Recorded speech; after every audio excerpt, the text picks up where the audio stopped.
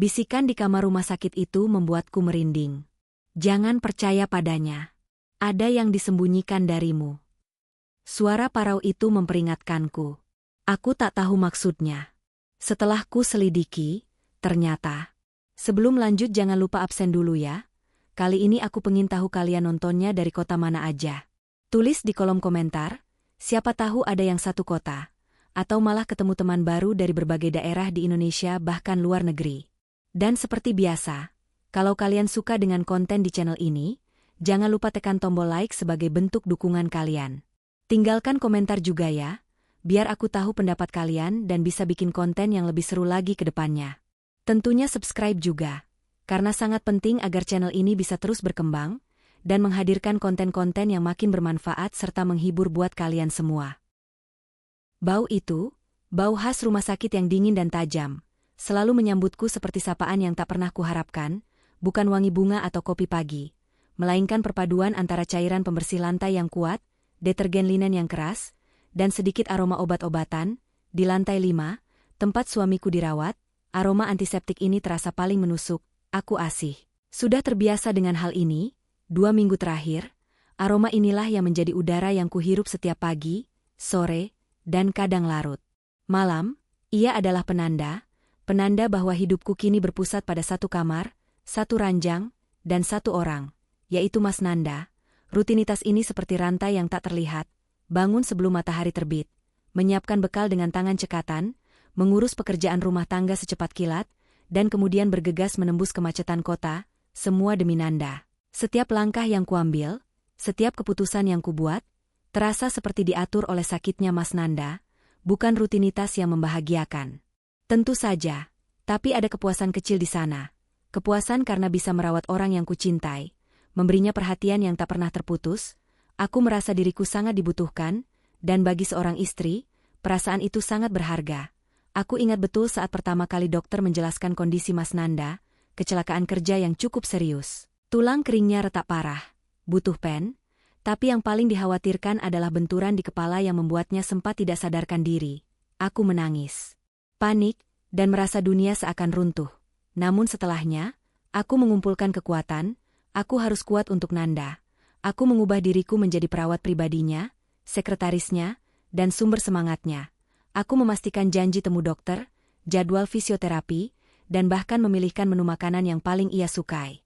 Hari ini, seperti hari-hari sebelumnya, aku menenteng tas besar, isinya sudah terstruktur sempurna, kotak makan siang berisi makanan bergizi yang aku masak sendiri, termos kecil berisi air hangat lemon, majalah lama yang ia suka, dan buku harian kecilku tempat aku mencatat perkembangan kondisinya. Tas itu terasa berat, bukan hanya karena isinya, tetapi juga karena tanggung jawab yang kubawa. Aku merasakan setiap ons beban itu. Perjalananku dari pintu masuk rumah sakit menuju lantai 5 selalu terasa panjang, lift selalu penuh, jadi aku memilih tangga. Setiap anak tangga yang kupijak terasa dingin dan sunyi. Rumah sakit ini besar dan modern, tapi bagian tangga ini terasa kuno, dengan lampu remang-remang dan dinding keramik berwarna krem pudar. Di tangga ini aku sering menghela napas panjang, mengumpulkan energi terakhir, dan membuang semua kekhawatiran sebelum masuk ke ruangan Mas Nanda. Aku tidak ingin dia melihatku cemas atau lelah.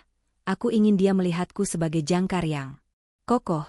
Di setiap jeda langkah, aku memikirkan Nanda suamiku, pria yang kunikahi 2 tahun lalu, yang kukenal sebagai sosok yang ceria, pekerja keras, dan sangat romantis.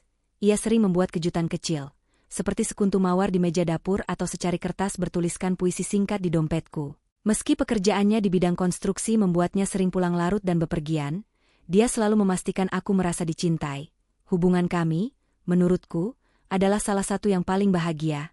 Kami jarang bertengkar. Bahkan sebelum kecelakaan ini, kami sedang merencanakan liburan ke Bali. Begitu aku mencapai lantai 5, suasana langsung berubah, koridornya terang benderang, bersih tanpa noda, dan suara langkah kaki perawat terdengar terburu-buru namun pelan. Aku berjalan di atas lantai marmer yang mengilap.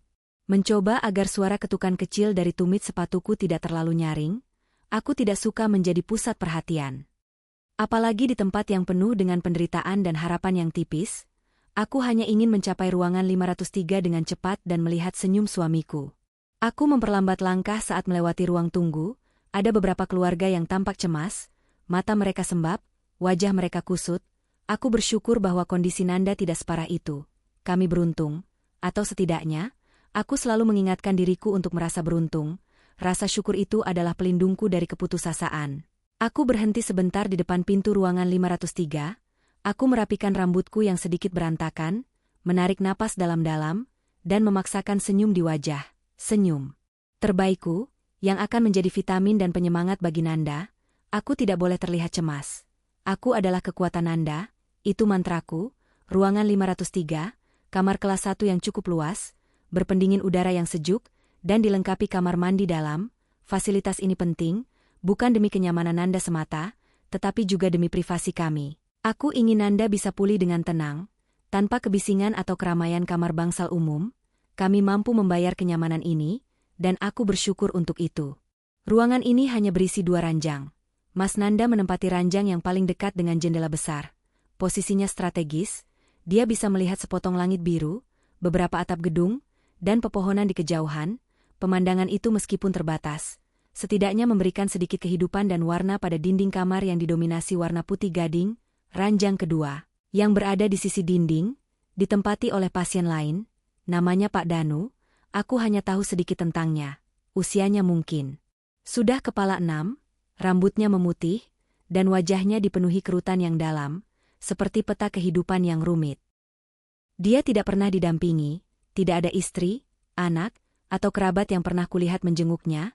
Entah kenapa, ketidakhadiran keluarganya ini terasa menyedihkan, sebuah kontras yang mencolok dengan suasana di ranjang Nanda yang selalu ramai oleh perawat, dokter, dan kehadiranku. Interaksi kami dengan Pak Danu sangat minim. Pria tua itu sangat pendiam, hampir seperti patung. Dia lebih sering menghabiskan waktunya dalam diam, menatap keluar jendela dengan tatapan kosong, atau tertidur dengan selimut yang ditarik hingga ke dagu. Kadang saat aku datang, ia hanya akan menoleh sebentar, memberikan anggukan kecil yang nyaris tidak terlihat, dan senyum tipis yang hanya mencapai matanya. Senyum itu terasa tulus, tapi juga penuh kesepian. Kami tidak pernah berbicara lebih dari 3 kalimat. Selamat pagi Pak Danu, sapaku saat pertama kali masuk, dan ia akan menjawab, pagi Bu. Setelah itu keheningan akan kembali menguasai sudut ranjangnya. Aku menghormati privasinya, dan Nanda pun tidak pernah mencoba mengajaknya bicara. Kami menganggapnya sebagai penghuni lain di ruangan itu, sebuah latar belakang yang tak mengganggu. Namun aku merasa sedikit kasihan pada Pak Danu.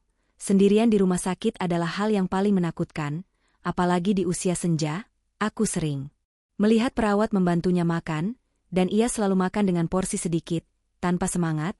Aku pernah berpikir untuk menawarkan sedikit makanan yang kubawa, tapi keraguan menghalangiku. Aku takut mengganggu atau dianggap tidak sopan, jadi aku hanya memberinya senyum hangat sesekali, berharap senyum itu bisa menyampaikan sedikit rasa peduliku. Keberadaan Pak Danu di sana seperti sebuah bayangan. Dia ada tapi tidak terasa kehadirannya. Bahkan Nanda kadang-kadang lupa bahwa ada orang lain di ruangan ini. Kami berbicara bebas, tertawa, dan mendiskusikan hal-hal pribadi tanpa merasa perlu merendahkan suara. Kami menganggapnya tidak mendengar, atau setidaknya tidak peduli. Keheningan Pak Danu telah menjadi bagian tak terpisahkan dari lanskap ruang 503. Keesokan harinya aku kembali, aku meraih gagang pintu ruangan 503, aku memutarnya perlahan, berusaha agar suara deritan pintu yang mungkin muncul tidak mengagetkan siapapun. Aku tahu jam segini Nanda biasanya sudah terbangun.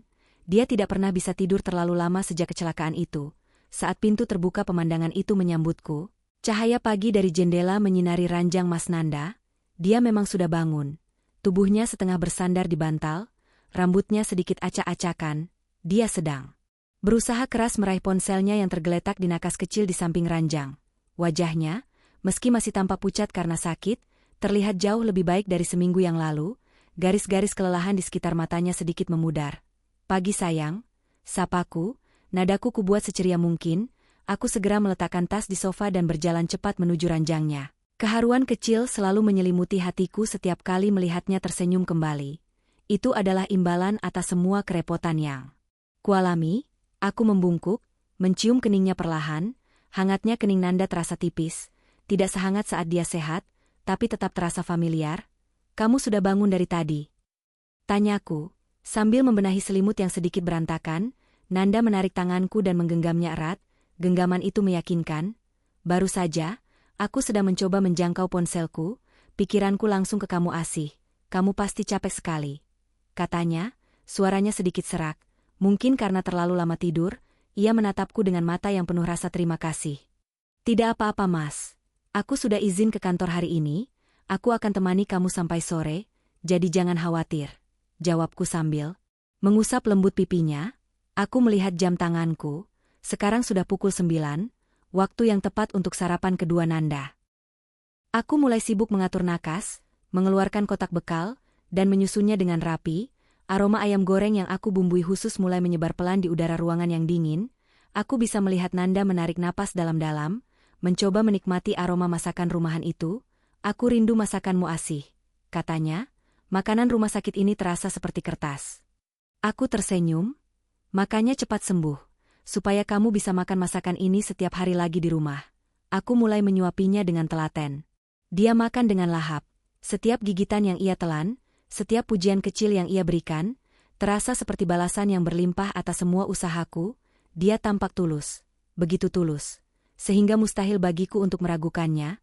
Saat aku sedang menyeka sudut bibirnya yang sedikit belepotan dengan serbet, sebuah gerakan refleks yang biasa kulakukan. Saat itulah aku mendengar suara. Suara itu bukan suara batu perawat di luar, bukan bunyi roda troli makanan, dan bukan suara AC. Itu adalah bisikan. Sangat pelan seperti udara yang lepas dari paru-paru seseorang yang sedang tertidur. Namun bisikan itu mengandung kata-kata yang jelas. Aku berhenti bergerak, tanganku yang memegang serbet membeku di udara. Aku menajamkan pendengaran, mencoba memastikan bahwa aku tidak salah dengar. Bisikan itu muncul sekali lagi, lebih mirip sebuah penegasan daripada gumaman acak. Jangan biarkan dia bohongi kamu lagi. Kata-kata itu meski pelan, terasa seperti tamparan yang keras. Aku langsung menoleh mencari sumber suara. Mataku tertuju pada ranjang Pak Danu. Pria tua itu tidak bergerak. Matanya tertutup, tampak terlelap nyenyak. Seolah tidak ada apa-apa. Aku kembali menatap Mas Nanda yang sedang menungguku melanjutkan suapannya. Wajahnya polos tanpa ekspresi aneh. Mas, kamu dengar sesuatu enggak?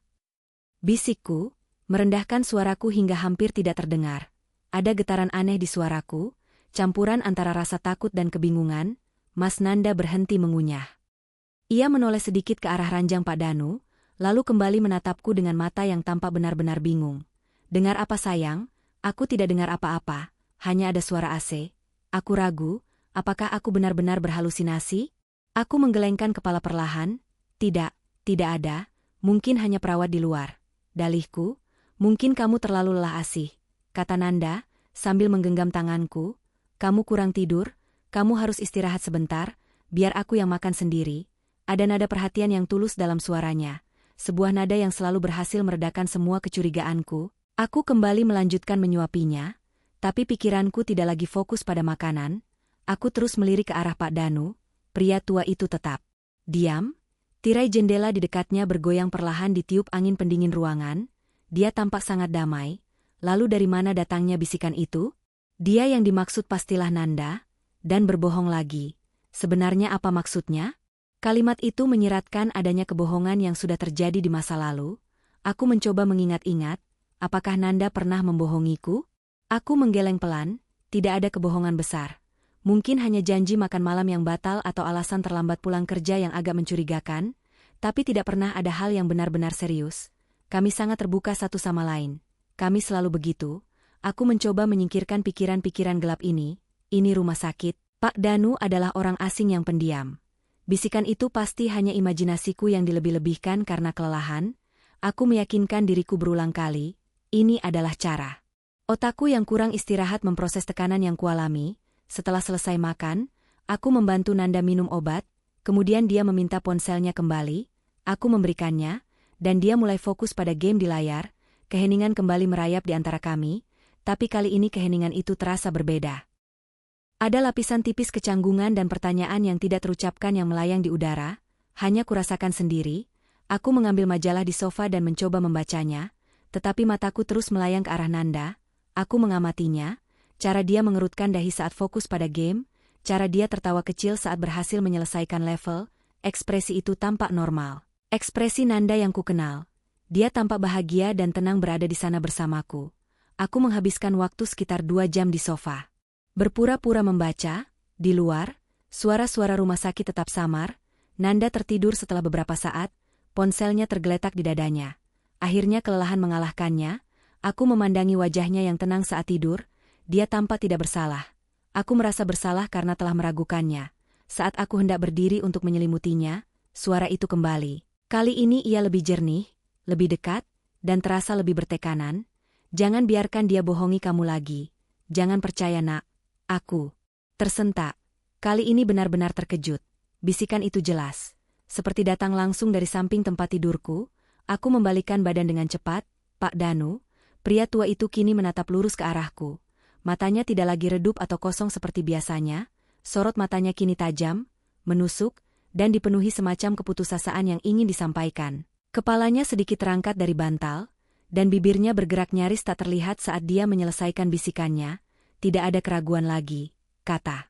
Kata itu ditujukan padaku, dan sumbernya adalah dia. Aku merasakan hawa dingin menjalari seluruh tubuhku. Ini bukan halusinasi, ini nyata.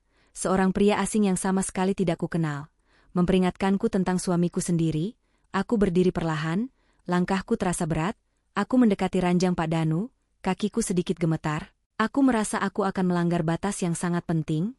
Pak, apa Bapak bicara padaku? Tanyaku, suaraku nyaris tidak lebih dari bisikan yang sama. Aku harus tahu, aku harus mendapatkan konfirmasi ini. Pak Danu tidak menjawab dengan kata-kata, dia hanya mengangguk pelan, gerakannya sangat minimalis, matanya tidak berkedip, tetap terkunci pada mataku, di matanya aku melihat semacam desakan.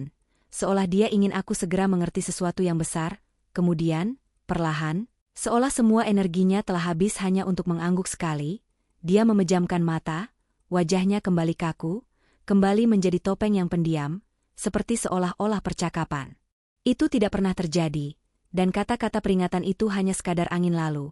Aku berdiri di sana selama beberapa detik, terpaku, bisikan yang samar-samar, tatapan yang menuntut, dan kemudian keheningan yang tiba-tiba. Tiga hal ini telah merusak ketenangan yang selama ini kubangun dengan susah payah.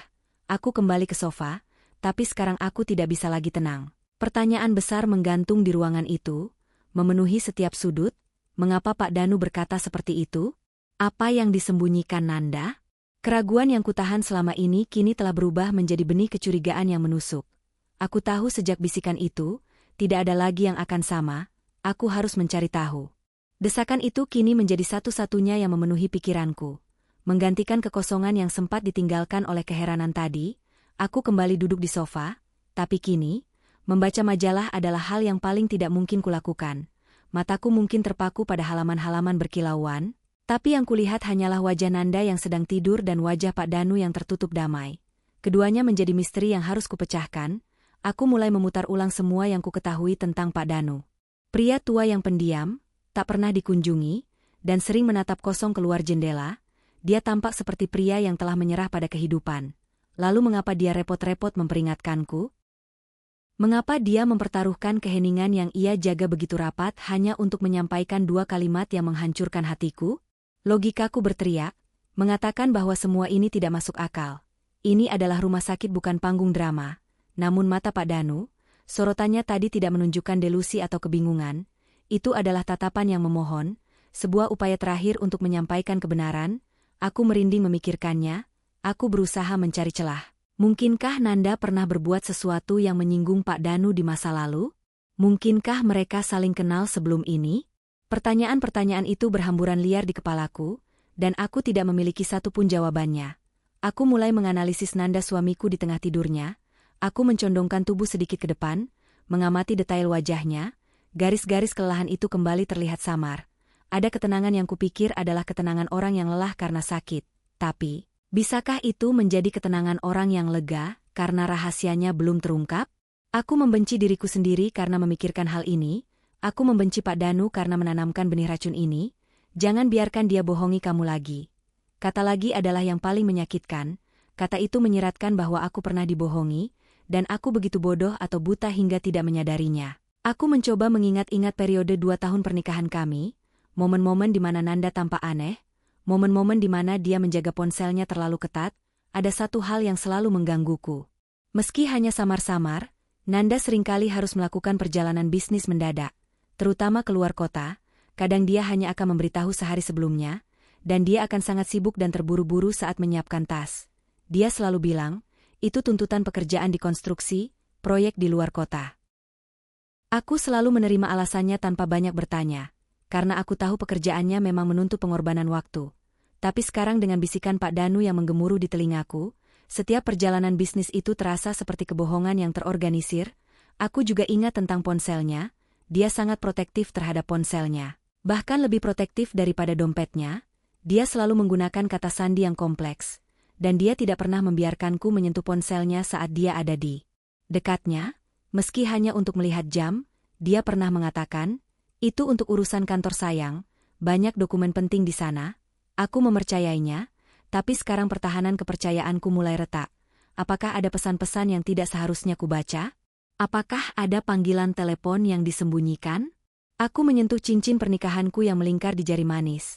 Cincin yang menjadi simbol janji suci dan kesetiaan kami, dingin, padat, dan terasa nyata di tengah pusaran pikiran yang gila ini. Ini hanya paranoia asih. Suara logikaku mencoba berteriak. Aku mencoba menepisnya. Aku tidak mau menghancurkan kebahagiaanku sendiri. Hanya karena celotehan seorang pasien depresi yang tidak kukenal. Meskipun aku mencoba meyakinkan diri sendiri bahwa semua ini hanyalah kelelahan dan delusi, aku tidak bisa mengabaikan tatapan mata Pak Danu. Tatapan itu terlalu kuat, terlalu mendesak untuk dilupakan. Aku tahu jika aku pergi dari ruangan ini tanpa mencari kebenaran, keraguan ini akan menjadi penyakit dalam jiwaku, merusak pernikahanku dari dalam. Aku harus tahu, demi kedamaian pikiranku sendiri, atau demi menghadapi kenyataan yang pahit, aku memejamkan mata dan menarik napas dalam-dalam. Mencoba membuat keputusan, jika Nanda benar-benar berbohong, aku perlu bukti yang tak terbantahkan. Aku tidak bisa menuduhnya hanya berdasarkan bisikan misterius. Tapi, bagaimana caranya mencari bukti di dalam ruangan rumah sakit yang terbatas ini? Aku melihat sekeliling, Nanda tidur nyenyak, Pak Danu juga terlelap. Keheningan adalah sekutuku saat ini. Aku mulai memindai ruangan, tas kantor Nanda. Itu adalah satu-satunya barang pribadinya yang selalu ia jaga ketat. Tas ransel kulit berwarna coklat tua, yang sering ia bawa saat bepergian. Tas itu tergeletak di lantai, di samping nakas. Tersembunyi di balik tumpukan majalah yang belum sempat kubersihkan, pikiranku langsung tertuju ke sana. Aku tahu itu adalah pelanggaran privasi yang sangat besar. Memeriksa barang-barang pribadi suamiku adalah pengkhianatan kecil terhadap kepercayaan kami. Rasa bersalah mulai mencengkeram, tapi rasa bersalah itu beradu kuat dengan rasa takut yang jauh lebih besar. Takut menemukan bahwa pria yang kucintai adalah seorang pembohong ulung. Mana yang lebih menyakitkan? Melanggar privasinya atau hidup dalam kebohongan? Aku memilih untuk mengambil risiko yang kedua. Aku melirik ke arah Nanda lagi. Dia tidak bergerak. Aku melirik ke arah Pak Danu. Tetap diam. Aku memutuskan untuk bertindak. Jika aku menunggu keberanianku akan hilang, aku bangkit dari sofa, bergerak sehalus mungkin. Setiap inci pergerakanku terasa seperti berjalan di atas pecahan kaca. Lantai marmer yang dingin seolah memperkuat setiap langkah kecil yang kuambil. Aku merunduk, mendekati tas ransel Mas Nanda. Resleting utama tas itu tertutup. Aku menyentuh resletingnya. Ada gembok kecil, gembok perak yang sangat minimalis. Mengunci kedua tarikan resleting itu. Nanda memang paranoid dengan dokumen kerjanya, pikirku dulu. Sekarang gembok itu terasa seperti tantangan. Sebuah benteng yang sengaja ia bangun untuk menjagaku agar tidak masuk. Aku kembali tegak, membiarkan tanganku jatuh lemas di sisi tubuh. Gembok. Aku tidak punya kuncinya. Aku tidak tahu kombinasi kodenya.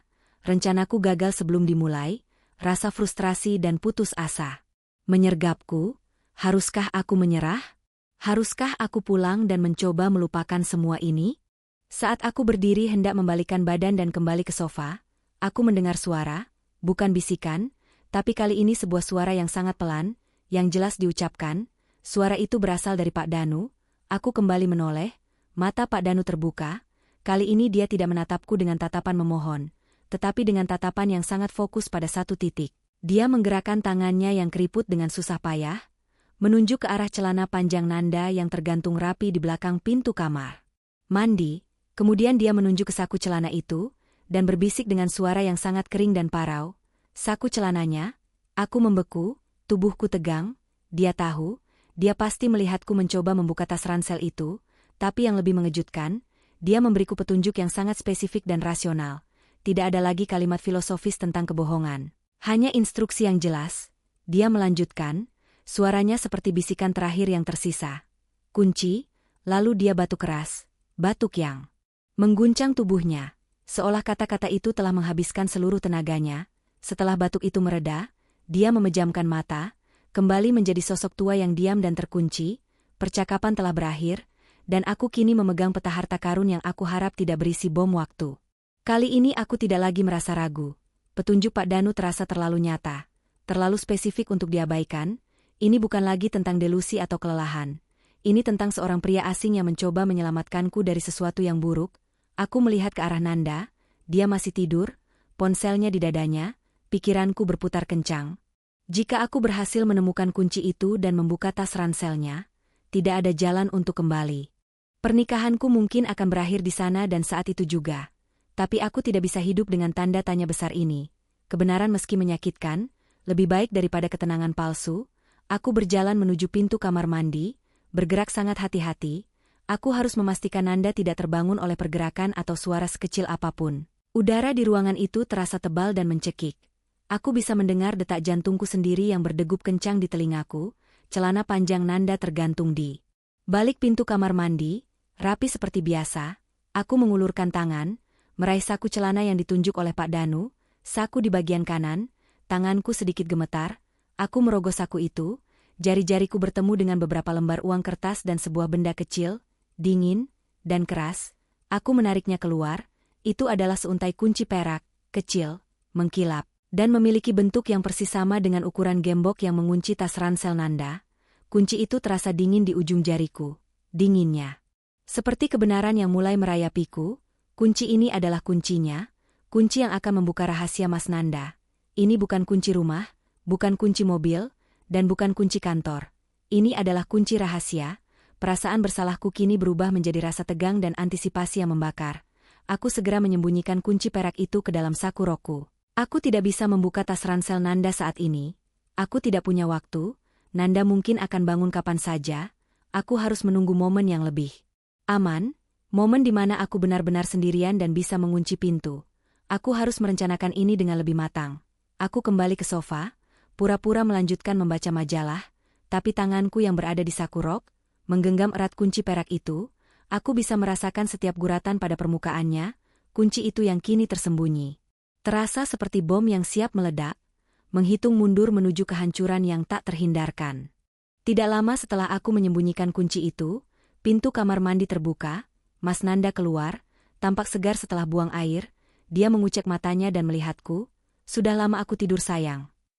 Tanyanya, suaranya lebih jernih. "Tidak, baru sekitar 2 jam kok. Kamu tampak lebih segar sekarang." Jawabku, berusaha keras agar suaraku terdengar normal. Aku tersenyum, tapi senyum itu terasa kaku, palsu, dan dingin. Nanda meraih ponselnya yang tergeletak. Lalu tiba-tiba dia tampak terkejut. Ponselnya berdering, dia melihat nama penelepon, dan ekspresinya langsung berubah, dari yang santai menjadi tegang dan sedikit panik. "Sebentar sayang, ini dari kantor, aku harus keluar sebentar, sinyal di sini kurang bagus," katanya terburu-buru, tanpa memberiku kesempatan untuk bertanya. Dia langsung bangkit, berjalan tertatih-tatih karena kakinya yang masih sakit, dan meninggalkan ruangan. Aku memperhatikan punggungnya hingga pintu tertutup rapat. "Kantor?" katanya, tapi mengapa wajahnya terlihat begitu khawatir? Dan mengapa ia harus keluar ruangan hanya untuk sinyal yang kurang bagus di kamar kelas 1? Kamar ini dilengkapi penguat sinyal wifi yang baik. Aku tidak menunggu, ini adalah kesempatanku. Aku langsung berdiri, aku menatap Pak Danu. Pria tua itu kini sudah terpejam, tapi aku tahu dia tidak tidur. Dia pasti menunggu apa yang akan kulakukan selanjutnya. Aku mengunci pintu ruangan dari dalam, suara klik kecil itu terasa sangat keras dan final. Aku mengambil kunci perak dari saku rokku.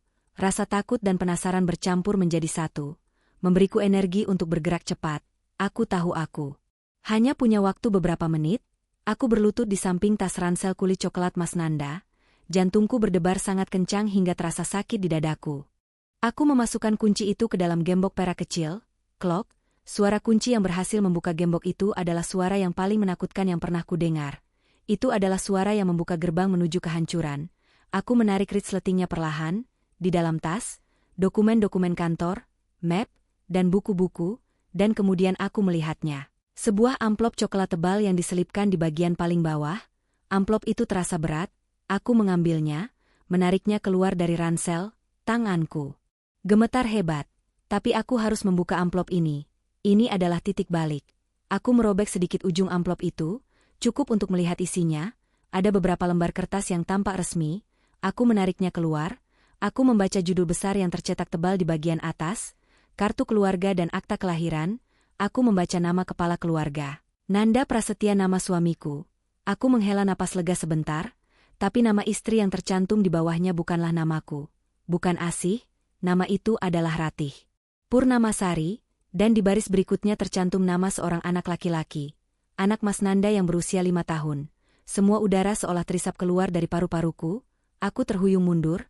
Kenyataan yang pahit kini berdiri tegak di depanku. Jauh lebih brutal dari bisikan manapun. Mas Nanda tidak hanya membohongiku, dia menyembunyikan kehidupan ganda. Dan aku Asih. Selama ini hidup dalam sebuah pernikahan palsu, yang dibangun di atas kebohongan yang rapi dan terorganisir. Aku tidak tahu bagaimana aku bisa bernapas. Dokumen-dokumen itu, kartu keluarga dan akta kelahiran, terasa dingin dan berat di tanganku, tetapi kenyataan yang disampaikannya jauh lebih dingin dan mematikan.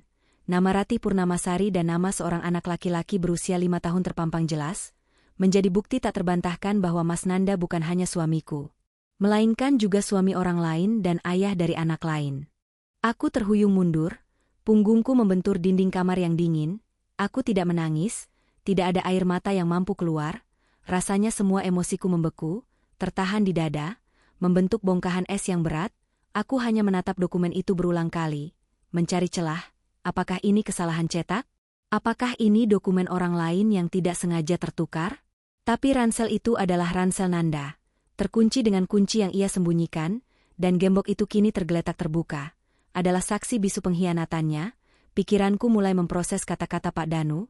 Jangan biarkan dia bohongi kamu lagi. Sekarang, kalimat itu terasa seperti ramalan yang menakutkan, seperti peringatan dari surga. Pak Danu tidak gila. Dia mencoba menyelamatkanku. Dia telah melihat drama ini dari sudut ranjangnya selama 2 minggu. Dia tahu, dan dia merasa perlu untuk bertindak. Rasa terima kasihku bercampur dengan rasa muak terhadap diri sendiri. Bagaimana aku bisa begitu buta? Anak itu berusia 5 tahun. Itu artinya Nanda sudah menikah dengan Ratih jauh sebelum dia menikahiku 2 tahun yang lalu. Seluruh fondasi pernikahanku, semua janji suci dan kata-kata cinta yang ia ucapkan, hanyalah kebohongan belaka. Aku bukan istri pertama, aku bukan satu-satunya, aku adalah yang kedua, yang tidak pernah tahu menahu, yang hidup dalam kemewahan ilusi. Aku melihat sekeliling ruangan, sofa tempat aku menghabiskan waktu, meja nakas tempat aku menyuapinya, jendela tempat kami melihat keluar bersama. Semua yang tadinya terasa hangat dan penuh cinta, kini terasa memuakan dan palsu. Bau antiseptik yang biasanya kuhirup kini terasa seperti bau kebohongan. Aku merasa kotor, seolah aku adalah bagian dari skenario kotor yang ia ciptakan. Tiba-tiba aku teringat perjalanan bisnisnya, kepergian mendadak, alasan-alasan yang buru-buru. Itu bukan proyek konstruksi. Itu adalah kunjungan kepada istri pertamanya, kepada anaknya. Saat dia mengatakan dia harus lembur hingga larut malam, itu bukan karena tumpukan pekerjaan. Itu karena dia sedang bermain peran sebagai suami dan ayah di rumah yang lain, di rumah yang aku tidak tahu keberadaannya. Aku merasa seperti patung, kaku dan dingin. Aku harus melakukan sesuatu. Tapi tubuhku menolak untuk bergerak. Pintu terkunci. Nanda ada di luar sana. Mungkin sedang berbicara dengan istri pertamanya Ratih. Mungkin dia sedang meyakinkan Ratih bahwa dia mencintainya. Sama seperti dia meyakinkanku setiap hari. Aku mendengar suara langkah kaki dari koridor, dan rasa panik seketika menjalar. Waktu terus berjalan. Aku tahu Nanda akan kembali sebentar lagi. Aku harus bertindak. Aku harus menyimpan kembali bukti ini dan menutupi jejakku sebelum dia curiga. Jika dia tahu aku sudah tahu, dia akan punya waktu untuk membuat alibi dan memutarbalikkan fakta. Aku ingin dia tertangkap basah, tanpa persiapan, sehingga aku bisa melihat kejujuran di matanya jika memang ada. Dengan tangan yang masih gemetar, aku melipat kembali kartu keluarga dan akta kelahiran itu. Aku menyelipkannya kembali ke dalam amplop coklat. Gerakanku menjadi cepat dan terarah, didorong oleh adrenalin murni. Aku harus cepat tapi juga rapi. Aku memasukkan kembali amplop itu ke dalam tas ransel Nanda, di tempat yang sama persis di mana aku menemukannya. Kemudian aku menarik resletingnya. Gembok perak kecil itu kini ada di genggamanku, dingin dan sunyi. Aku memasang kembali gembok itu pada resleting. Klok, suara kunci gembok itu kini terdengar seperti bel kematian bagi pernikahan kami. aku memastikan gembok itu terpasang kuat, seolah tidak pernah dibuka. Kemudian aku membalikkan badan, berjalan kembali ke pintu kamar mandi, dan merogoh saku celana Nanda. Aku mengambil kunci perak kecil itu. Aku tidak ingin meninggalkannya di ransel. Aku ingin menaruhnya kembali, di tempat asalnya, seolah tidak pernah terjadi apa-apa. Aku memasukkan kembali kunci itu ke saku celana Nanda yang menggantung. Tanganku menyentuh kunci itu, dan aku bisa merasakan setiap detailnya. Aku memastikan semuanya terlihat normal, ransel di tempatnya, celana tergantung rapi. Aku menyeka keringat dingin di dahiku dan berjalan kembali ke sofa. Tepat saat aku mencapai sofa, pintu ruangan diketuk, suara ketukan yang akrab, suara Nanda, jantungku berdebar lebih kencang lagi. Aku buru-buru berjalan ke pintu, aku menarik napas dalam-dalam, memaksakan senyum yang kurasa pasti terlihat seperti topeng di wajahku. Aku memutar kunci dan membuka pintu. Nanda berdiri di sana, ponsel masih di tangannya, dia tampak sedikit cemas. Maaf lama sayang, ada masalah proyek yang harus segera ku selesaikan, perusahaan sedang panik, katanya, mencoba tersenyum, tapi senyumnya tidak mencapai matanya. Tidak apa-apa mas. Jawabku, suaraku terdengar agak serak, aku harap dia mengira itu karena aku kelelahan. Aku baru saja mau membangkitkanmu tadi, kamu tidur nyenyak sekali. Nanda berjalan tertatih-tatih ke ranjangnya, menjatuhkan diri di atas bantal, dia memasukkan ponselnya ke saku piyama rumah sakitnya. Aku sangat lelah, pekerjaan ini benar-benar menguras energi. Dia menghela napas panjang, seolah dia adalah korban utama di sini. Aku hanya mengangguk, melihatnya tanpa ekspresi. Aku menghabiskan sisa sore itu di ruangan 503. Tapi aku bukan lagi Asi yang sama. Asi yang tadi pagi datang penuh cinta dan dedikasi telah mati, digantikan oleh Asi yang dingin, curiga, dan penuh dendam. Aku mengamati Nanda dari balik majalah yang kubuka. Setiap gerakannya, setiap kata-katanya kini terasa seperti sandiwara yang memuakan. Dia berbicara tentang rencana kami, tentang liburan ke Bali yang akan kami ambil setelah dia pulih. Dia berbicara tentang ingin membeli rumah yang lebih besar. Dia berbicara tentang masa depan yang dia rencanakan bersamaku. Padahal dia sudah memiliki masa depan yang lain. Betapa hebatnya dia berakting, betapa mudahnya dia membohongi orang yang paling mencintainya. Aku teringat pada Ratih. Siapa wanita itu? Apakah dia tahu tentang aku? Apakah dia juga hidup dalam kebohongan? Atau dia adalah sekutu Nanda? Pertanyaan ini membuat perutku mual. Aku membayangkan anak laki-laki itu, yang tidak bersalah apa-apa, yang percaya bahwa ayahnya adalah pahlawan super yang sibuk bekerja. Aku memutuskan bahwa aku tidak bisa lagi menunda konfrontasi ini. Aku tidak bisa tidur di ranjang yang sama dengan seorang pembohong lagi, bahkan jika ranjang itu ada di rumah sakit. Aku tidak akan membiarkan dia lolos begitu saja. Aku harus menanyakan kebenaran itu sekarang, saat dia paling rentan, saat dia terkurung di ranjangnya dan tidak bisa lari. Aku harus menyusun strategi. Aku tidak bisa langsung menuduhnya dengan dokumen yang aku temukan di ranselnya, karena dia akan tahu aku melanggar privasinya. Aku harus memancingnya, membiarkannya masuk ke dalam jebakannya sendiri. Aku harus membuatnya mengaku, tanpa kutipan dari Pak Danu atau bukti fisik yang bisa dia sangkal. Aku melipat majalah meletakkannya di meja. Aku menarik napas dalam-dalam, menenangkan detak jantungku yang masih berpacu liar. Aku harus bersikap normal, seolah aku hanya ingin berdiskusi biasa.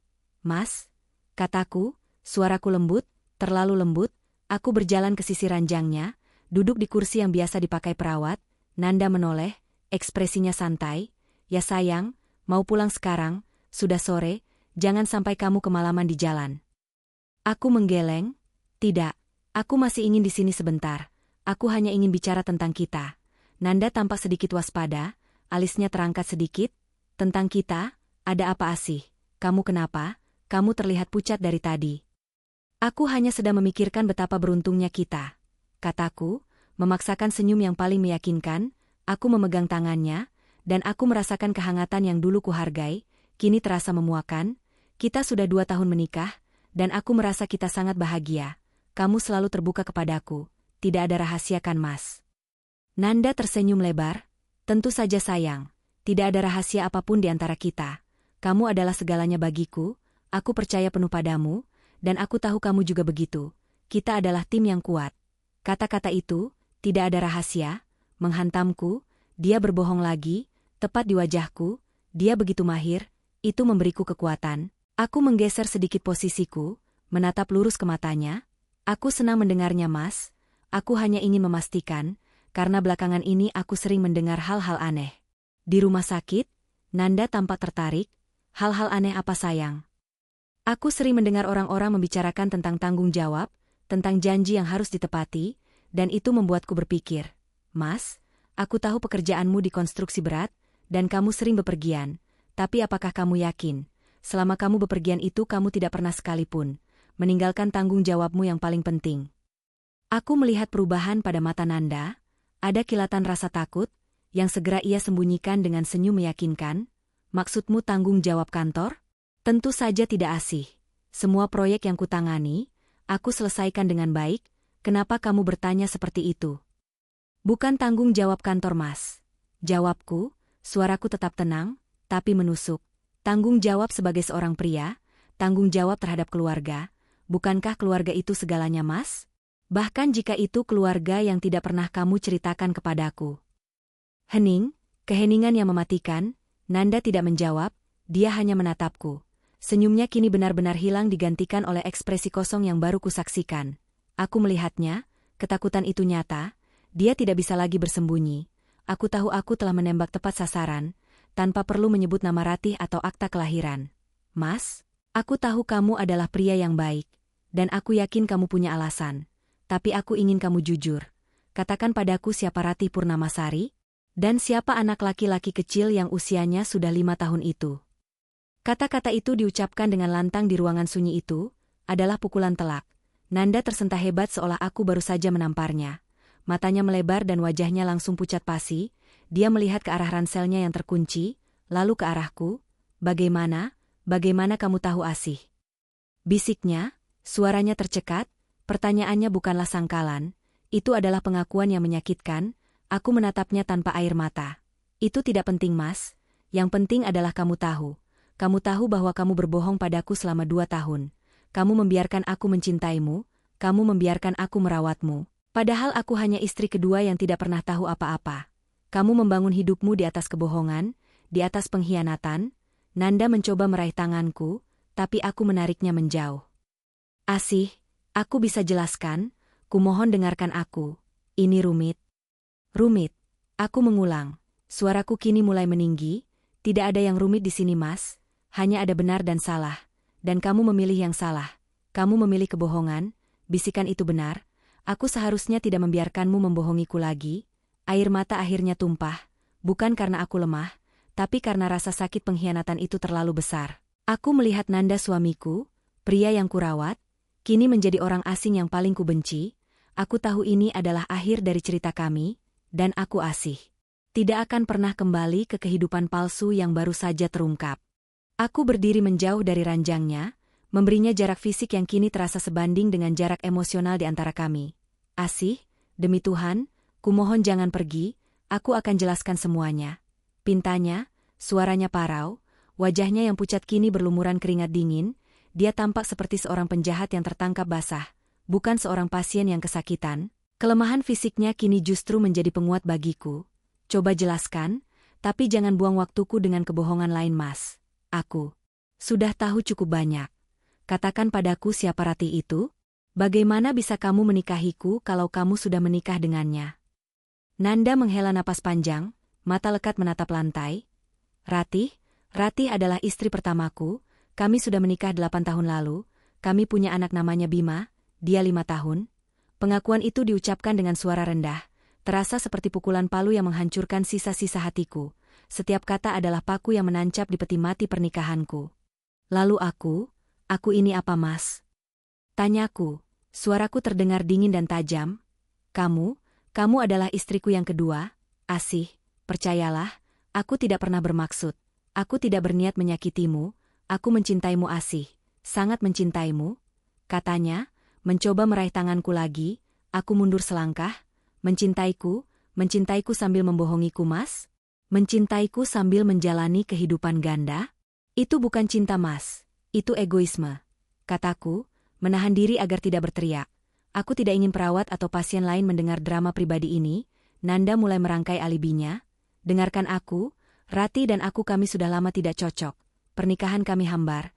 Kami hanya bertahan demi Bima. Dia tidak mau bercerai. dan keluarganya kuat. Lalu aku bertemu denganmu, kamu membuatku merasa hidup lagi Asih. Kamu adalah jiwaku, aku tidak bisa melepaskanmu, tapi aku juga tidak bisa melepaskan Bima. Aku terjebak di antara kalian berdua. Terjebak?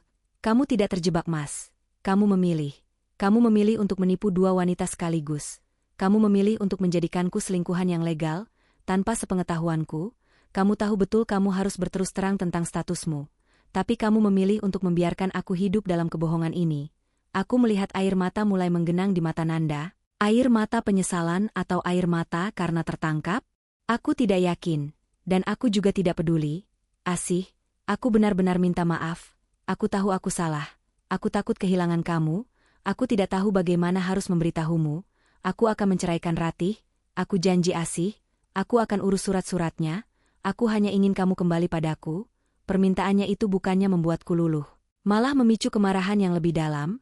Dia masih berpikir dia bisa menentukan nasibku, bahwa aku akan memaafkannya dan menunggu di sini sampai dia menyelesaikan. Masalahnya di sana, aku menggeleng pelan. Tidak, Mas, ini bukan tentang kamu akan menceraikan siapa. Ini tentang kepercayaanku yang sudah kamu hancurkan. Dan ini tentang diriku. Aku tidak pernah mau menjadi istri yang tersembunyi. Aku pantas mendapatkan kejujuran. Aku pantas mendapatkan pria yang memilihku sepenuhnya. Bukan pria yang menjadikanku pelarian dari pernikahan pertamanya. Aku mengambil napas dalam-dalam, mencoba menguasai emosiku. Aku harus tetap fokus. Aku harus mengakhiri ini dengan bermartabat. Dan satu hal lagi, Mas, kataku, mataku kini menatap ke arah Pak Danu yang masih terlelap. Aku tidak tahu bagaimana kamu menyembunyikan hal ini dari semua orang, termasuk keluarga kita, tapi aku tahu satu orang yang cukup peduli untuk memperingatkanku. Nanda mengikuti arah pandanganku, dia menoleh keranjang Pak Danu. Dan wajahnya kembali memucat, dia pasti sudah tahu bahwa Pak Danu adalah bisikan yang kutanyakan. Pria tua itu, apa dia yang memberitahumu? Tanyanya, suaranya terdengar tidak percaya. Aku tidak menjawab langsung, aku kembali mengambil kursi dan kini mendekat ke sisi ranjang Pak Danu. Aku membungkuk sedikit, suaraku sangat pelan, hanya untuk didengar oleh Pak Danu. Terima kasih Pak Danu. Terima kasih sudah memberiku keberanian. Aku meluruskan badan dan kembali menatap Nanda. Ya Mas, dia memberitahuku, dia adalah orang asing. Seorang pasien yang sakit, yang lebih peduli pada kejujuran dan harga diriku daripada suamiku sendiri, itu sudah memberiku gambaran yang sangat jelas. Tentang karaktermu, rasa malu menyelimuti wajah Nanda, dia tidak bisa membantah. Dia hanya bisa menatap Pak Danu dengan pandangan yang penuh rasa bersalah dan sedikit kebencian. Aku tahu pembicaraan ini sudah selesai, semua yang perlu dikatakan sudah terungkap, aku tidak membutuhkan lebih banyak penjelasan yang akan dihiasi dengan bumbu pembenaran diri, aku hanya perlu pergi, membawa diriku sendiri keluar dari ruangan yang kini terasa seperti penjara. Aku berjalan ke sofa, meraih tas besarku yang tadinya penuh bekal dan semangat. Kini tas itu terasa ringan, karena semangat dan cinta di dalamnya sudah lenyap. Aku mengemasi semua barang-barangku, majalah yang tidak sempat kubaca, bekal yang tidak habis Nanda santap, dan buku harian kecilku yang berisi catatan kemajuan kesehatannya. Aku merobek halaman-halaman yang penuh harapan itu dan membuangnya ke tempat sampah rumah sakit. Nanda terus memanggil namaku. Asih, tunggu, aku mohon, jangan pergi seperti ini, aku sedang sakit, kamu tidak bisa meninggalkanku sendirian. Aku berhenti di depan ransel kulit coklatnya, aku meraih gembok kecil yang terkunci di resletingnya, aku melihatnya, sebuah simbol dari rahasia dan penghalang yang ia ciptakan. Aku mengeluarkan kunci perak yang tadinya kusembunyikan di sakuroku dan meletakkannya di atas nakas. Tepat di samping ponselnya, aku menoleh ke Nanda, yang kini terlihat sangat putus asa. Aku tidak meninggalkanmu sendirian, Mas. Ada perawat, ada dokter, dan ada orang-orang dari kantormu, yang katanya menelepon tadi. Mungkin kamu harus menghubungi Ratih. Kurasa sekarang giliran dia yang merawatmu, karena dia adalah istrimu yang sah. Aku berjalan menuju pintu, tanganku memegang gagang pintu yang dingin. Asih, aku butuh kamu. Aku mencintaimu, Asih. Teriak Nanda, suaranya kini diwarnai kepanikan yang nyata. Teriakan itu menarik perhatian perawat yang sedang lewat di koridor. Aku memutar gagang pintu, tapi sebelum aku melangkah keluar, aku menoleh ke belakang sekali lagi, bukan untuk melihat Nanda, melainkan untuk melihat Pak Danu. Pak Danu tidak membuka matanya, tapi aku tahu dia mendengar semuanya. Dia telah menjadi saksi dan pahlawan tanpa tanda jasa dalam hidupku. Selamat tinggal Mas Nanda, kataku. Suaraku final dan tanpa emosi. Aku akan meminta pengacaraku mengurus semuanya. kamu akan segera menerima surat-suratnya. Aku membuka pintu dan melangkah keluar. Dari ruangan 503, meninggalkan bau antiseptik, ranjang, dan pria yang telah menghancurkanku, pintu tertutup di belakangku dengan suara klik yang tegas. Aku tidak berbalik. Aku berjalan menyusuri koridor lantai 5, aku melewati ruang tunggu yang ramai, dan lift yang penuh, aku memilih tangga. Aku menuruni anak tangga yang sama yang tadi pagi kurayapi dengan penuh harapan. Tapi kini setiap anak tangga yang kupijak, terasa seperti menuruni beban berat yang selama ini kupanggul. Aku melepaskan. Mas Nanda, aku melepaskan kebohongan, dan aku melepaskan hidup yang tidak pernah menjadi milikku sepenuhnya. Saat sampai di lantai dasar, aku berjalan melewati pintu utama, menuju udara bebas di luar. Kota Jakarta menyambutku dengan hiruk-pikuk dan asap kendaraan, tapi aku merasa lega, keputusan itu telah dibuat, kebenaran telah diungkap, dan aku kini bebas. Aku mencapai jalan raya, dan lampu lalu lintas di kejauhan terlihat buram karena air mata yang akhirnya tak tertahankan lagi. Kali ini air mata itu bukan air mata kesedihan, melainkan air mata pelepasan. Aku menangisi waktu yang hilang, cinta yang palsu, dan kebodohanku sendiri. Ponselku berdering, suara Nanda, aku mematikannya, tidak ada lagi panggilan yang akan kujawab, tidak ada lagi kebohongan yang akan kudengarkan. Aku berdiri di trotoar, menatap gedung rumah sakit yang menjulang tinggi. Ruangan 503 berada di lantai 5, sebuah kota kecil yang menyimpan rahasia besar. Di dalamnya ada seorang pria yang sakit, yang kini harus menghadapi konsekuensi dari perbuatannya, dan ada seorang pria tua, Pak Danu, yang dengan bisikan kecilnya telah mengubah seluruh jalan hidupku. Aku tahu perjalanan ke depan akan sulit, mengurus perceraian, menghadapi keluarga, dan membangun kembali harga diriku dari puing-puing pengkhianatan, tapi aku tidak takut. Aku telah melalui bagian terburuknya. Mengetahui bahwa orang yang paling kucintai adalah pembohong, aku memanggil taksi online.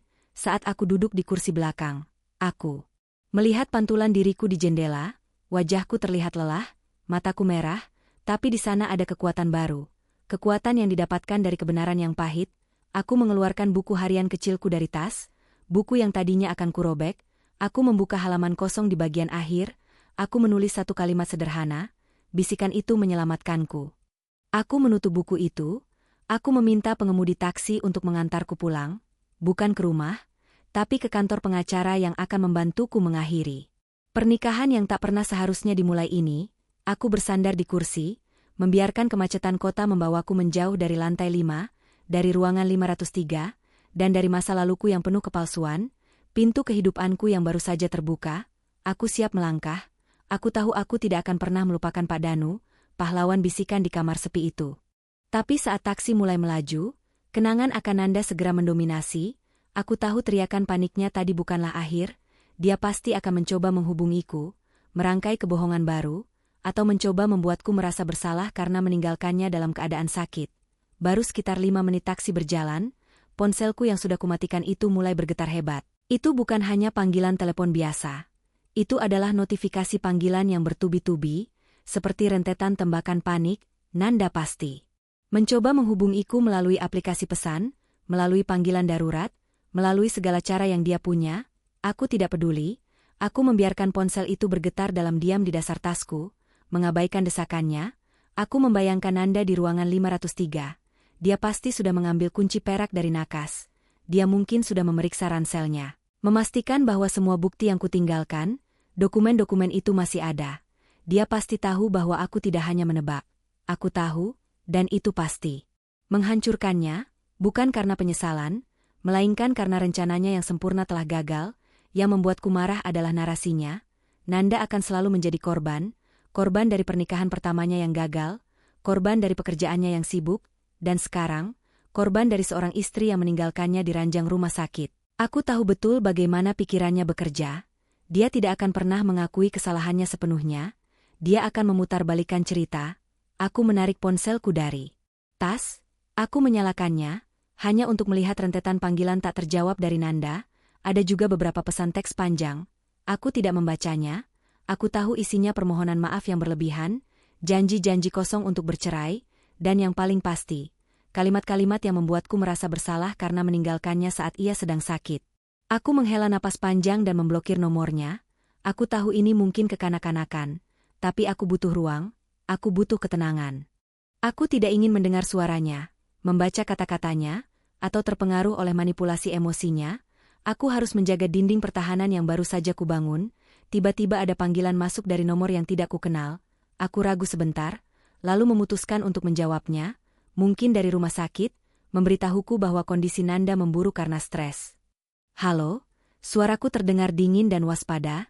Asih, ini aku Tante Lina. Kenapa kamu matikan ponselmu? Nanda meneleponku, dia histeris. Dia bilang kamu meninggal kaunia. Apa-apaan ini? Dia sedang sakit Asih. Kamu harus kembali.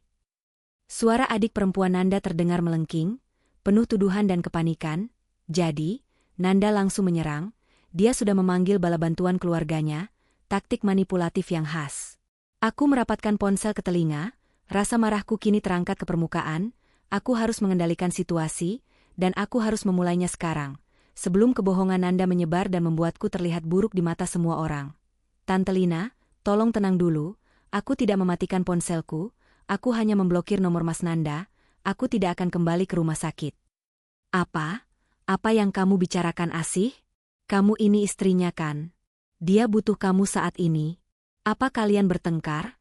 Kenapa kamu begitu tega? Desak Tante Lina. Kami tidak bertengkar Tante, kami hanya mengakhiri pernikahan kami.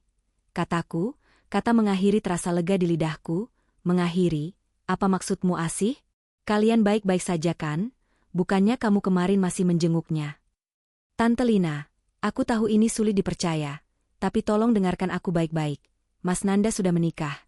Dia sudah punya istri dan seorang anak laki-laki berusia 5 tahun. Istri pertamanya bernama Ratih Purnamasari. Mas Nanda sudah menikah dengannya jauh sebelum dia menikahiku. Keheningan tiba-tiba melanda dari seberang telepon. Keheningan yang lebih mematikan daripada teriakan Tante Lina sebelumnya. Aku tahu informasi itu telah mendarat seperti bom di telinganya. Asih, jangan bercanda. Dari mana kamu dengar cerita konyol ini? Suara Tante Lina kini terdengar jauh lebih pelan, dipenuhi keraguan dan ketidakpercayaan. Aku tidak bercanda Tante. Aku melihat bukti fisiknya sendiri, kartu keluarga dan akta kelahiran anak mereka. Aku baru mengetahuinya hari ini, dan aku sudah mengkonfirmasi kebenarannya langsung kepada Mas Nanda. Dia mengakuinya sendiri. Aku bisa mendengar Tante Lina menarik napas panjang, berjuang untuk memproses fakta yang baru saja kudengar. Ya Tuhan, Nanda tidak pernah. Kami tidak tahu apa-apa. Aku yakin dia tulus. Nanda memang ahlinya dalam menipu. Bahkan keluarganya sendiri. Aku tahu Tante Lina akan segera memanggil anggota keluarga lainnya, dan badai ini baru saja dimulai. Aku mengakhiri panggilan dengan Tante Lina. Aku memberitahunya bahwa aku akan meminta pengacara untuk menghubunginya, dan bahwa aku ingin semuanya diselesaikan secara baik-baik. Meskipun keadaannya jauh dari kata baik-baik, aku menghela napas. Setidaknya satu dinding pertahanan sudah kulewati. Sekarang keluarganya tahu kebenarannya. Taksi itu akhirnya sampai di gedung perkantoran mewah di kawasan Sudirman. Kantor pengacara yang kutuju adalah tempat seorang teman lama bekerja. Aku sudah menghubunginya saat Nanda masih tidur siang tadi. Setelah bisikan kedua dari Pak Danu, aku sudah merencanakan ini.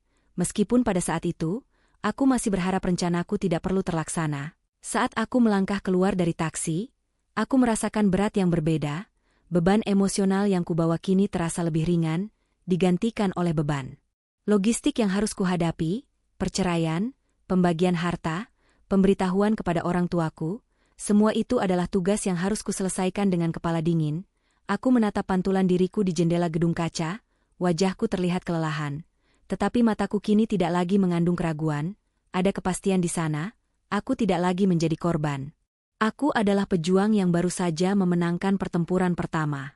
Aku naik lift menuju lantai 18, di dalam lift yang sunyi, aku mengeluarkan kunci perak kecil itu dari sakuroku, kunci yang tadinya kutinggalkan di nakas. Aku terdiam, aku ingat, aku telah mengeluarkan kunci itu dari saku Nanda, dan memasukkannya ke sakuroku, lalu aku menggunakannya untuk membuka ransel. Kemudian aku menyembunyikannya lagi di sakuroku sebelum Nanda kembali, dan saat aku meninggalkannya, aku meletakkan kunci itu di nakas. Aku merogoh sakuroku, ternyata kunci yang kuletakkan di nakas tadi, yang kutinggalkan untuk Nanda, hanyalah kunci rumah kami, bukan kunci gembok ransel itu, kunci gembok perak yang sebenarnya, kunci rahasia Nanda, masih ada di sakuroku, kunci rumah itu yang kulempar ke nakas. Tidak akan bisa membuka gembok ranselnya. Aku melakukan kesalahan kecil yang tak terduga dalam kepanikan, Tetapi ternyata itu adalah kesalahan yang menguntungkan. Nanda sekarang pasti sedang panik karena kunci yang ia temukan di nakas tidak sesuai. Dia akan berpikir bahwa aku telah menyembunyikan kunci aslinya. Atau mungkin dia akan berpikir bahwa aku telah menyembunyikan bukti-bukti di tempat lain. Itu memberiku keuntungan waktu dan posisi tawar yang jauh lebih kuat. Aku tersenyum tipis. Sebuah senyum yang pahit namun penuh kemenangan. Bahkan dalam ketergesaanku, takdir seolah berpihak padaku. Memberiku amunisi terakhir. Aku menggenggam kunci perak itu erat-erat. Ini adalah simbol terakhir dari kebohongannya, dan aku tidak akan melepaskannya. Pintu lift terbuka, dan aku disambut oleh suasana kantor yang profesional dan sibuk. Aku disambut oleh teman lamaku, Sarah, seorang pengacara yang tangguh dan cerdas. "Asih, ya Tuhan, aku senang kamu datang," kata Sarah, langsung memelukku. Dia tahu aku tidak akan meneleponnya jika situasinya tidak serius. Kami duduk di ruang konferensi yang luas, dengan pemandangan kota Jakarta yang membentang di luar jendela. Aku menceritakan semuanya kepada Sarah, mulai dari bisikan Pak Danu, penemuan kunci, dokumen, hingga konfrontasi di rumah sakit. Sarah mendengarkan dengan serius. Sesekali membuat catatan di buku kecilnya. Saat aku selesai, dia menatapku dengan mata penuh simpati. "Kamu sangat berani, Asih. Sangat berani. Banyak wanita yang akan memaafkan, atau setidaknya bernegosiasi, tapi kamu mengambil keputusan yang sulit dan benar." "Aku hanya ingin kebenaran, Sarah. Aku tidak bisa hidup dengan kebohongan itu," kataku. Aku mengeluarkan kunci perak itu dan meletakkannya di atas meja. "Ini kunci gembok ranselnya. Aku tidak sengaja membawanya." Sarah mengambil kunci itu, memeriksanya. "Bagus. Ini adalah bukti fisik yang kuat tentang upaya penyembunyian. Kita akan menggunakannya. Pertama, kita akan mengirimkan surat resmi kepada Nanda hari ini juga, memberitahukan niat cerai dan permintaan pisah harta." Sarah menjelaskan langkah-langkah hukum. Karena Nanda melakukan kebohongan besar dan menikah lagi tanpa izin. Kasusku sangat kuat. Kami akan menuntut ganti rugi material dan imaterial. Fokusnya adalah membuktikan bahwa Nanda telah melakukan penipuan pernikahan. Aku merasa lega. Akhirnya ada orang yang profesional yang akan mengambil alih beban ini dariku. Aku hanya perlu menceritakan faktanya, dan Sarah akan mengurus pertempuran hukumnya. Setelah pertemuan itu aku merasa lelah, tapi dengan cara yang baik. Lelah karena bertempur, bukan lelah karena disakiti. Sarah memberiku salinan surat kuasa dan beberapa dokumen yang harus kuisi. Aku meninggalkan kantor Sarah dengan peta jalan yang jelas di tanganku. Langkah pertamaku adalah kembali ke rumah kami, mengambil barang-barang pribadiku yang paling penting, dan pergi ke rumah orang tuaku untuk sementara waktu. Di taksi dalam perjalanan pulang, aku melihat keluar jendela. Langit sore Jakarta mulai berubah warna menjadi jingga dan ungu, indah, tetapi juga muram. Aku tahu hari ini adalah hari yang paling sulit. Tetapi juga hari yang paling membebaskan dalam hidupku. Aku mengambil ponsel dan mengirim pesan kepada orang tuaku, singkat dan jelas. "Papa, Mama, aku butuh kalian. Aku akan pulang malam ini. Ada hal penting yang harus aku ceritakan. Aku baik-baik saja. Aku tahu mengungkap kebenaran ini kepada orang tuaku akan sulit. Mereka mencintai Nanda, menganggapnya menantu yang sempurna." Aku melihat kunci perak di tanganku, simbol terakhir dari rahasia yang terungkap. Aku tersenyum. Sekarang kunci itu bukan lagi kunci kebohongan Nanda. Kunci itu adalah kunci kebebasanku sendiri. Kunci perak itu kini kugenggam erat. Terasa dingin dan memberikan kepastian di tengah pergolakan batin. Aku meminta sopir taksi untuk mengantarku ke rumah yang selama 2 tahun ini kami sebut rumah kami. Semakin dekat taksi itu melaju menuju kompleks perumahan kami, semakin berat napasku. Rumah itu, yang kubangun dengan impian dan harapan, kini terasa seperti monumen kebohongan Nanda. Setiap sudutnya menyimpan kenangan palsu, janji-janji yang tidak pernah tulus.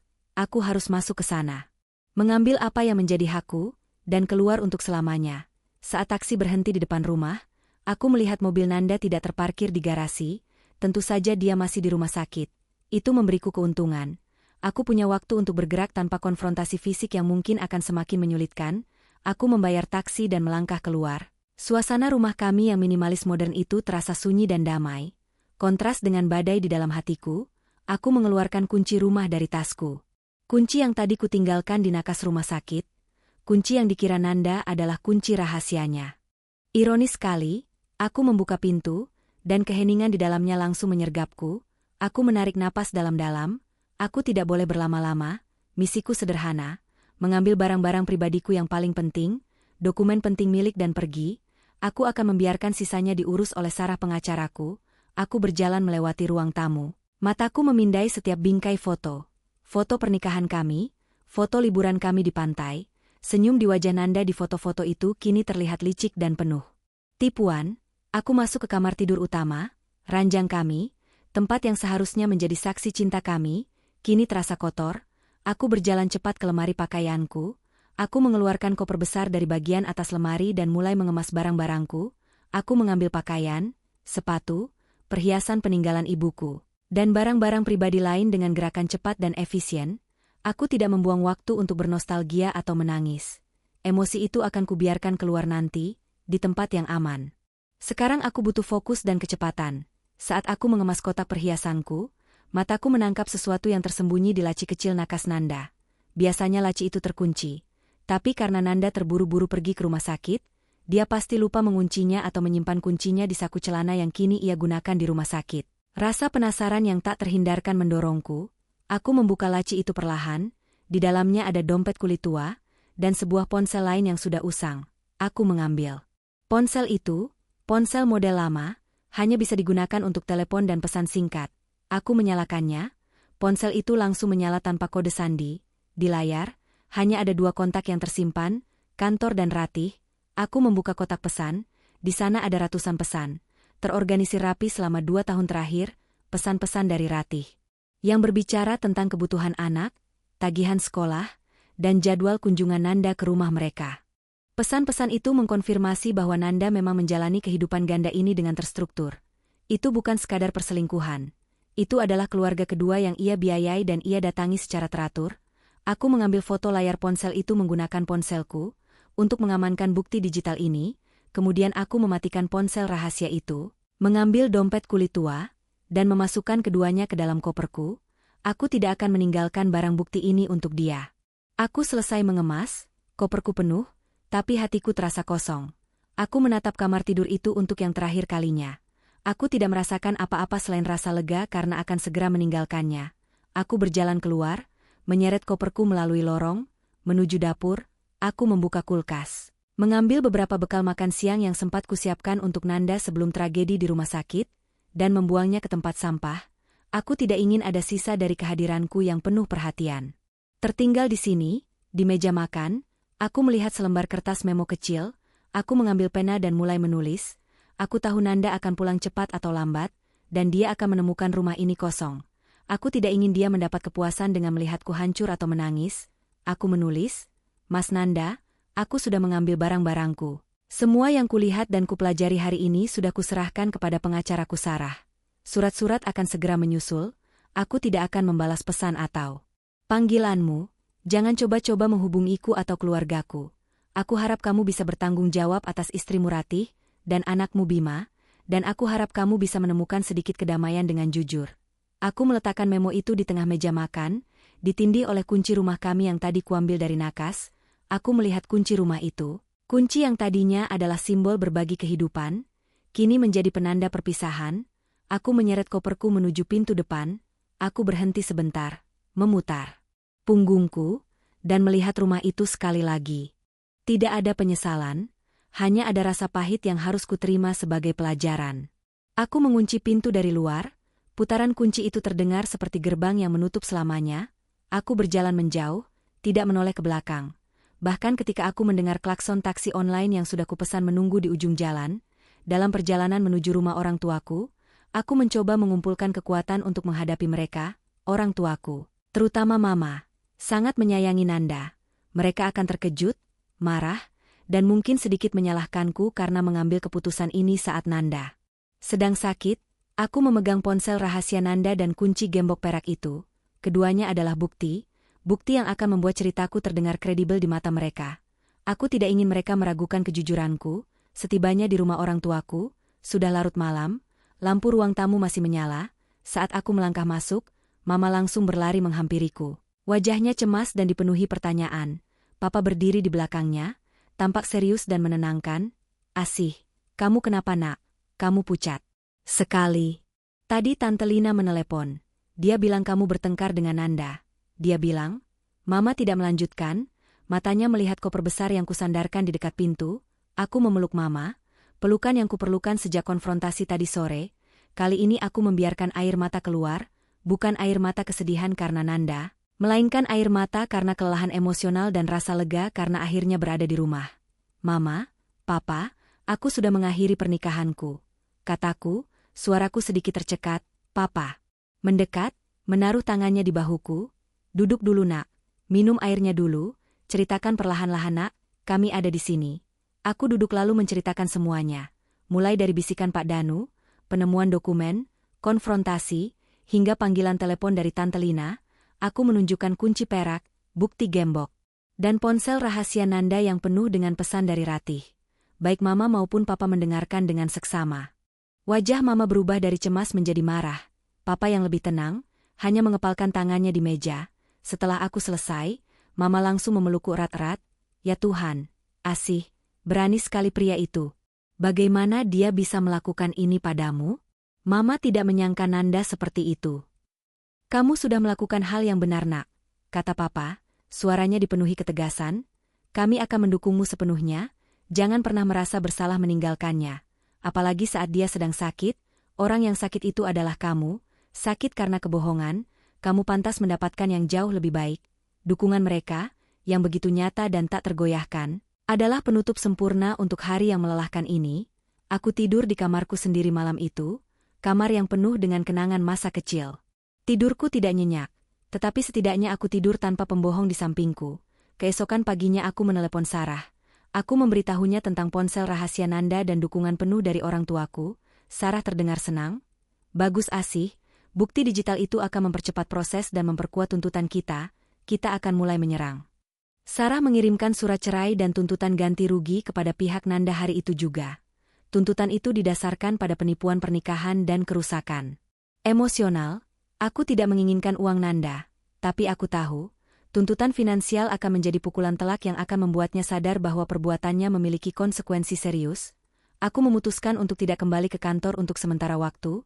Aku mengambil cuti dan fokus pada pemulihan diriku. Setiap pagi aku berlari di taman dekat rumah, membuang sisa-sisa amarah dan kesedihan melalui keringat. Aku mengubah nomor ponselku, memutus semua saluran komunikasi dengan Nanda dan keluarganya. Aku membangun tembok tebal di sekelilingku. Beberapa hari kemudian, Sarah memberitahuku kabar terbaru. Pihak Nanda, melalui pengacara mereka, mencoba bernegosiasi. Nanda tidak menyangkal tuduhan itu. Dia tidak bisa. Bukti-bukti yang kami miliki terlalu kuat, terutama ponsel rahasia itu. Sarah mengatakan, Nanda setuju untuk menceraikanku tanpa syarat. Dia hanya meminta agar aku tidak melibatkan media atau membongkar kebohongan ini kepada rekan-rekan kerjanya. Tentu saja aku setuju. Aku tidak membutuhkan publisitas. Aku hanya membutuhkan kebebasanku. Sambil menikmati secangkir kopi pagi, aku melihat keluar jendela, langit cerah, dan hari terasa baru. Aku tidak lagi memikirkan Nanda atau Ratih. Pikiranku kini terfokus pada pekerjaan baruku, hobi baruku, dan teman-teman yang sempat kutinggalkan demi mengurus Nanda. Aku mengambil buku harian kecilku, aku menulis satu kalimat lagi di bawah kalimat sebelumnya. Bisikan itu menyelamatkanku, dan kebenaran telah membebaskanku. Aku menutup buku itu, aku kini siap untuk babak baru dalam hidupku. Aku tahu, penyelesaian dari konflik ini sudah di depan mata. Hanya menunggu formalitas hukum. Aku melirik kalender, aku sudah 2 minggu bebas dari bayangan Nanda, dan aku merasa lebih bahagia, lebih jujur, dan lebih utuh dari sebelumnya. Kehidupan baruku, meskipun masih terasa asing tanpa rutinitas mengurus Nanda, memberiku ruang bernapas yang sangat berharga. Rumah orang tuaku adalah benteng perlindungan, tempat aku bisa menyembuhkan luka dan membangun kembali diriku tanpa gangguan. Aku tersenyum puas. Itu adalah kemenangan yang bersih. Nanda tidak mampu melawan kebenaran itu. Dia tahu jika kasus ini sampai ke pengadilan, reputasinya akan hancur total, dan dia mungkin akan menghadapi konsekuensi hukum. Aku mendatangi kantor Sarah sekali lagi. Di sana aku menandatangani semua dokumen yang diperlukan. Ada perasaan finalitas yang dingin dan tegas saat pulpenku menorehkan tanda tangan di atas kertas. Aku menandatangani surat cerai. Aku menandatangani surat persetujuan pisah harta. Aku menandatangani pelepasan. Dalam hitungan jam, aku tidak lagi terikat pada nama Nanda Prasetya. Saat Sarah menyerahkan salinan dokumen yang sudah dilegalisasi, aku merasakannya, sebuah beban berat yang terangkat dari pundakku. Aku tidak perlu lagi memikirkan perannya, kebohongannya, atau keberadaan Ratih. kehidupan mereka adalah masalah mereka. Kehidupanku kini sepenuhnya milikku.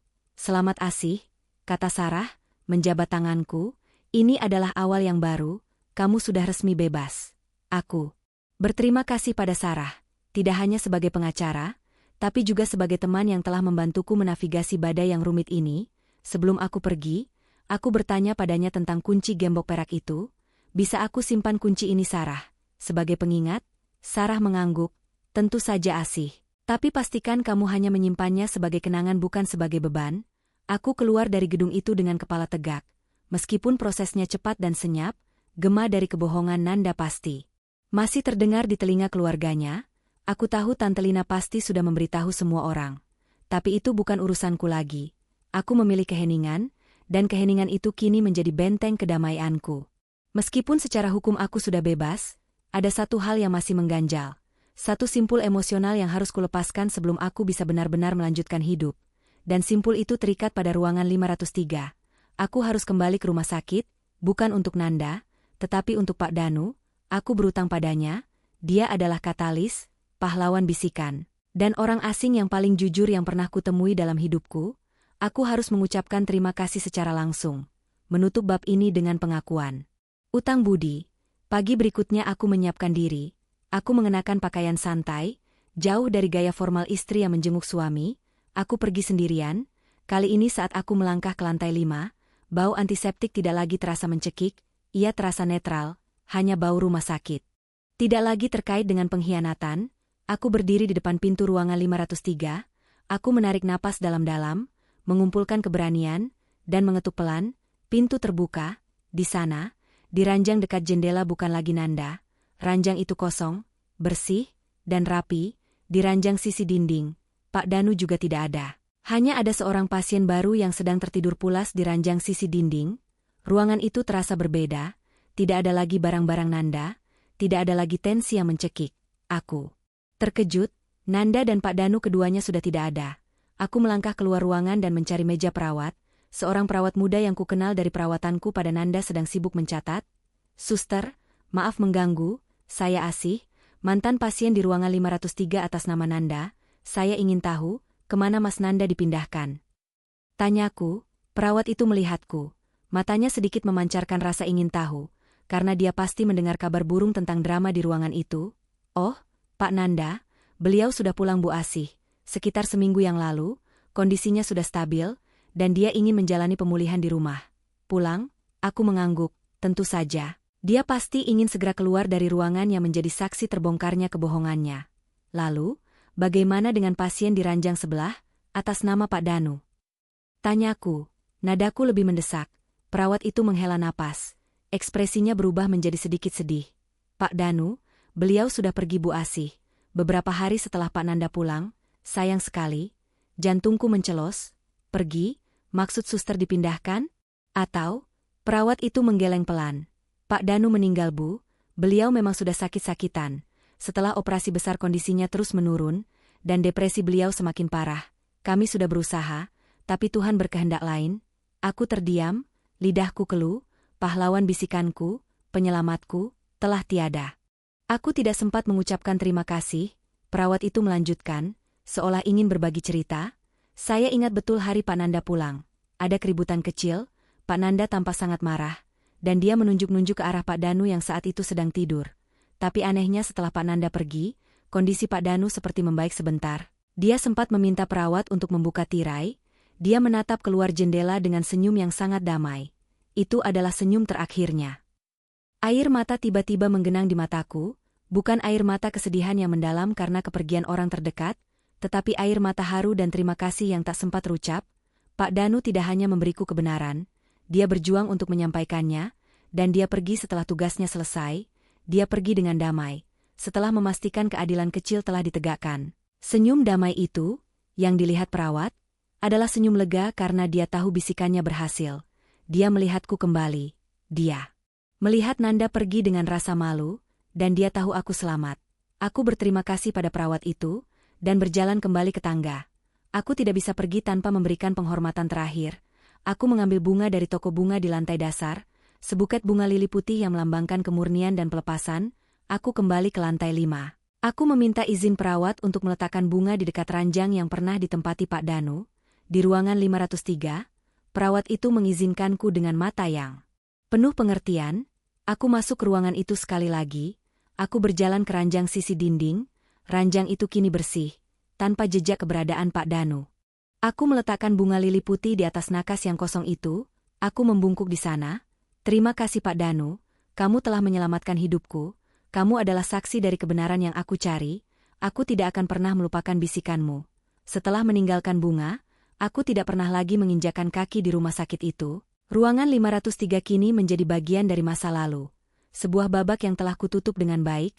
Kehidupanku perlahan kembali normal, bahkan jauh lebih baik dari normal. Aku kembali bekerja, menerima promosi yang selama ini tertunda karena aku terlalu sibuk mengurus Nanda. Aku menghabiskan waktu dengan orang tua dan teman-temanku, membangun kembali jejaring sosial yang sempat rapuh. Aku akhirnya menemukan kedamaian yang sesungguhnya, kedamaian yang dibangun atas dasar kebenaran, bukan ilusi. Aku tidak pernah lagi mendengar kabar tentang Nanda, Ratih, atau anak mereka. Aku mendoakan agar Nanda bisa bertanggung jawab dan hidup jujur. Meskipun aku tidak lagi menjadi bagian dari ceritanya, aku menutup pintu apartemen baruku, memutar kuncinya. Suara klik yang terdengar adalah suara kebebasan yang sesungguhnya, dan aku tahu, aku harus hidup sebaik-baiknya. Demi diriku sendiri, dan demi janji yang kubuat pada bisikan di kamar sepi itu, aku berutang kebahagiaanku pada kebetulan, pada kejujuran seorang pria tua, dan pada keberanianku untuk mendengarkan. Semuanya berakhir dan semuanya dimulai lagi. Kisah ini mengajarkan bahwa intuisi dan bisikan hati, sekecil apapun asalnya, seringkali adalah penunjuk jalan menuju kebenaran. Hikmah terbesar yang dipetik adalah pentingnya keberanian untuk menghadapi realitas. Sekebal apapun rasa sakitnya, aku telah belajar bahwa cinta yang sejati tidak akan pernah dibangun di atas fondasi kebohongan. Selama 2 tahun, aku memilih untuk percaya pada ilusi yang indah daripada memeriksa keraguan yang samar-samar. Pelajaran hidup yang paling berharga adalah bahwa harga diri dan kejujuran diri sendiri jauh lebih penting daripada menjaga citra pernikahan yang sempurna. Kehadiran Pak Danu, seorang pria asing yang berjuang melawan penyakitnya hanya untuk memberiku peringatan, menunjukkan bahwa kebaikan dan kejujuran bisa datang dari sumber yang tak terduga, mengingatkanku bahwa aku pantas mendapatkan yang lebih baik. Keputusanku untuk meninggalkan Nanda saat ia paling rentan bukanlah keegoisan, melainkan tindakan penyelamatan diri yang vital. Itu adalah penegasan bahwa aku tidak akan lagi menjadi korban manipulasi. Pada akhirnya aku menemukan bahwa kebebasan sejati baru bisa diraih setelah menerima kebenaran pahit, dan bahwa kehancuran bisa menjadi awal yang paling indah untuk membangun kembali diriku menjadi sosok yang lebih kuat, mandiri, dan utuh.